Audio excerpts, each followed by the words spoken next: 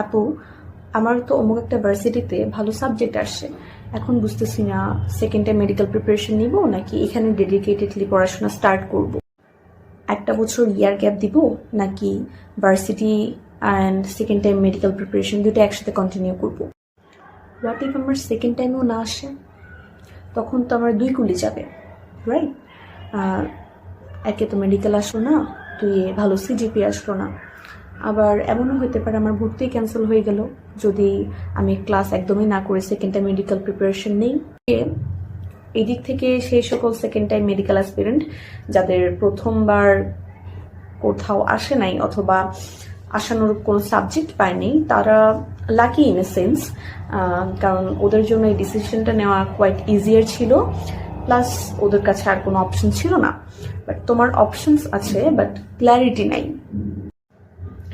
এখন তুমি কি করবা?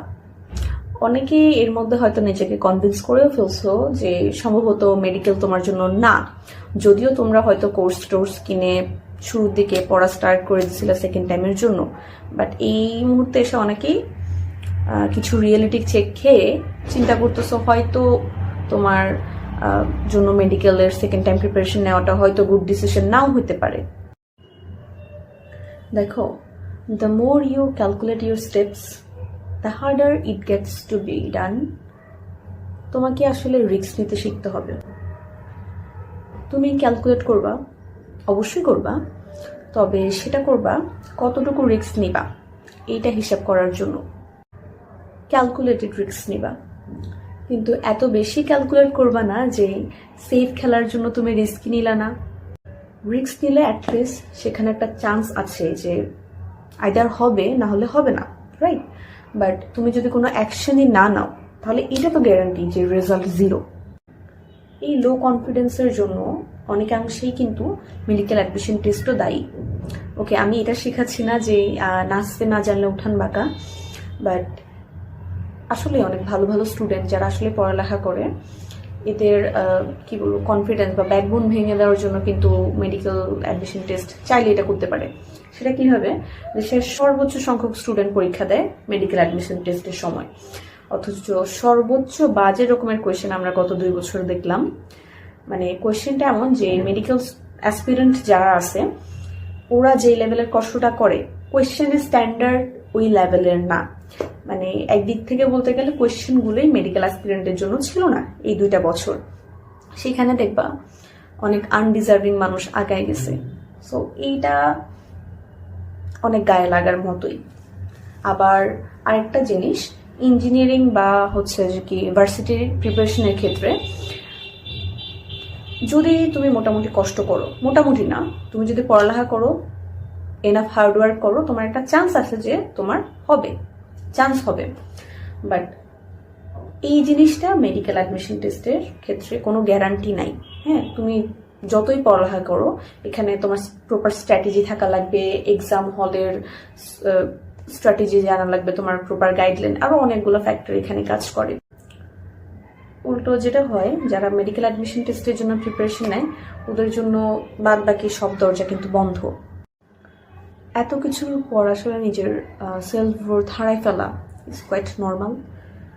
তোমার এখন যে সেলফ ডাউটটা হচ্ছে সেটাও ভ্যালিড, কিন্তু তুমি যদি এই দোটানায় বসে থাকো ওটাও তোমারই লস। দেখো, পৃথিবীতে কেউই তোমার এই সেলফ ডাউট ফিক্স করার জন্য বসে নেয়, আসলে তোমার বাবা মাও না। You have to take action for yourself. তোমরা কেউই আসলে এখন 7-8 বছরের বাচ্চা না, সবাই গ্রোন আপ অ্যাডাল্ট। তোমার নিজের প্রতি বিশ্বাসটা আবার নিয়ে আসতে হবে। তুমি যে প্রথমবার এত কষ্ট করলা, আবার এখন একটা স্টেজে এসে বুঝতেছো যে সেখানে তোমারও কিছু ল্যাকিংস ছিল, কিছু ভুল ছিল যেগুলো শোধরানোর দরকার। একটা শেষ সুযোগ তোমার কাছে আছে, একটা লাস্ট চান্স বলতে পারো নিজের স্বপ্নের জন্য ফাইট ব্যাক দেওয়ার। কেন সেটা কাজে লাগাবে না? এখন তুমি বলতে পারো যে আপু আমার তো এখন তো একটা ভালো সাবজেক্ট আসছে, আমি এখানে কেন কন্টিনিউ করব না? তাহলে আগে আমাকে এটা বলো, তুমি তাহলে যে প্রথমবার মেডিকেলের জন্য এই কষ্টটা করলা, কেন করলা? এই কষ্টটা যদি তুমি ভার্সিটির ক্ষেত্রে দিতা, তখন যদি তুমি এটারই প্রিপারেশন নিতা, দেন ওখানে তো আরো ভালো করতে পারতা, রাইট? উল্টা দিকে যেখানে তোমার পটেনশিয়াল ছিল মেডিকেল অ্যাডমিশন টেস্টে, সেখানে এখন তোমার একটা বছরের এক্সাম দেওয়ার এক্সপিরিয়েন্স আছে, তোমার ভুলগুলোর একটা লিস্ট আছে তোমার কাছে, সেই সাথে লাস্ট একটা সুযোগ আছে নিজের ওয়ার্থ প্রুভ করার জন্য। তুমি যতদিনে এগুলো চিন্তা করতেছো, ততদিনে আরেকজন সেকেন্ড টাইমার যার হয়তো কোথাও চান্স হয়নি, সে কিন্তু হোল হার্টেডলি তার সেকেন্ড টাইম প্রিপারেশন শুরু করে দিছে। কারণ লেটস বি অনেস্ট, ওর আর কোনো শেল্টার নাই। আর উল্টা দিকে তুমি কি করতেছো? তোমার শেল্টারকেই হোম বানানোর পায়তারা করতেছো। অথচ তোমার চিন্তা হওয়া উচিত ছিল এটা, যে আমার তো এখন একটা ব্যাকআপ প্ল্যান আছে, তাহলে আমি আরো সিরিয়াসলি, আরো ডেডিকেটেডলি কেন সেকেন্ড টাইম প্রিপারেশন শুরু করতেছি না।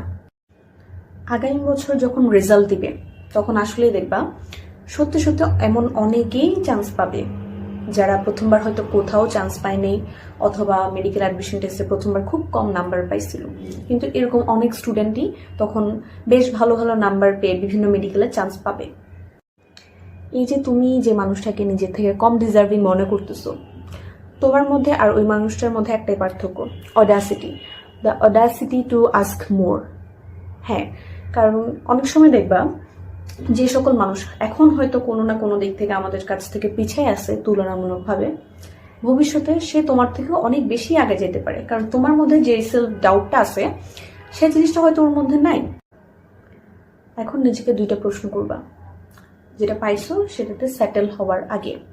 নাম্বার 1, আমি মেডিকেল চাই কিনা। নাম্বার 2, আমি মেডিকেল ডিজার্ভ করি কিনা। যদি এই প্রশ্নগুলোর উত্তর হয় হ্যাঁ, then blindly follow your instinct. Shamelessly believe you can do it and be delusional about your potential. এখন তুমি একটা প্রশ্ন করতেই পারো যে মেডিকেলে কি সব বা অন্য সেক্টর কি ভালো করানো যায় না, বা মানুষ কি ভালো করতেছে না অন্য সেক্টর থেকে পড়াশোনা করে? দেখো, অবশ্যই করা যায়, আর যে কোনো সেক্টরে কষ্ট করলে ভালো করা যায়, সেটা সত্যি। কিন্তু প্রশ্ন আসলে সেটা না। প্রশ্ন হচ্ছে তুমি মেডিকেল চাও কিনা, বা তোমার মেডিকেলে পড়ার পটেনশিয়াল আছে কিনা। আর যদি থাকে তাহলে তুমি কেন শেষ একটা সুযোগ কাজে লাগাবা না, যে শুধুমাত্র ভয় পেয়ে যে এইবারও যদি না হয়। তো এবার আসে কি হয়, যে কোনো একটা জায়গায় ভর্তি থেকে তুমি সেকেন্ড টাইম প্রিপারেশন নিবা। আমি প্রথমবার সিইউ মাইক্রোবায়োলজিতে অ্যাডমিট ছিলাম। তো অ্যাডমিট ছিলাম বলতে অ্যাডমিটই ছিলাম, খালি ওরিয়েন্টেশনের দিন গেছি জাস্ট, আমি আর একটা ক্লাসও করিনি। তো ওরিয়েন্টেশনের দিন ডিপার্টমেন্টের সব টিচাররাই তো বক্তব্য রাখে। তো একটা টিচার বলছিল, এখান থেকে অনেকেই সেকেন্ড টাইম দিবা আমরা জানি, সো যেটা করবা শুরু থেকেই যে কোনো একটা দিক বেছে নিবা, দুই নৌকায় পা দিবা না, শেষে তোমার সিজিপিও খারাপ হবে, আবার মেডিকেলও দেখবা আসবা না। সো তুমি যদি সেকেন্ড টাইম দিতে চাও, এখন এখান থেকে বের হয়ে যাও। এক্স্যাক্টলি বলেন যে ওখান থেকে বের হয়ে যেতে, বাট বুঝেছে এখন ওখানে আমার যাওয়ার দরকার নাই। আর যদি আমি সেকেন্ড টাইম না দিই, হোল হার্টেডলি ওখানেই যাতে সিরিয়াসলি পড়াশোনা শুরু করে। আমার প্ল্যান ছিল আমি ইয়ার গ্যাপ দিব, অ্যান্ড ইয়ার গ্যাপ দিয়ে আমার যদি মেডিকেলেও না আসে কোনো কারণে, তখন নতুন যারা ফার্স্ট ইয়ার আসবে রিঅ্যাডমিট হয়ে ওদের সাথে আমি কন্টিনিউ করব। কিন্তু এখানে একটা ব্যাপার ছিল, আমার যদি 30% অ্যাটেন্ডেন্স না থাকে আমাকে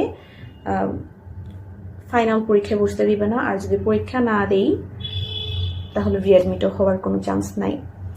সো এটার জন্য এখন দেখা গেল আমাকে ক্লাস করতে হবে 30% অ্যাটেন্ডেন্সের জন্য। কিন্তু আমি আসলে একটা ক্লাসও করিনি। আমি লিটারালি যেটা করছি, ওরিয়েন্টেশনের দিন তো ক্যালেন্ডার, সিলেবাস সব কিছুই ধরাই দেয়, রুটিন। তো ক্যালেন্ডার দেখে আমি হিসাব করছি, মেডিকেল অ্যাডমিশন যদি ডিসেম্বর বা জানুয়ারিতে হয়, তো ওখানে ফাইনাল পরীক্ষা হওয়ার টাইম ছিল মোটামুটি মার্চের দিকে। সো আমার প্ল্যান ছিল কোনো কারণে যদি আমার মেডিকেলে না আসে, মেডিকেলের রেজাল্ট তো 2-1 দিনের মধ্যে পাবলিশ হয়ে যায়, তো রেজাল্টও জেনে যাবো তাড়াতাড়ি।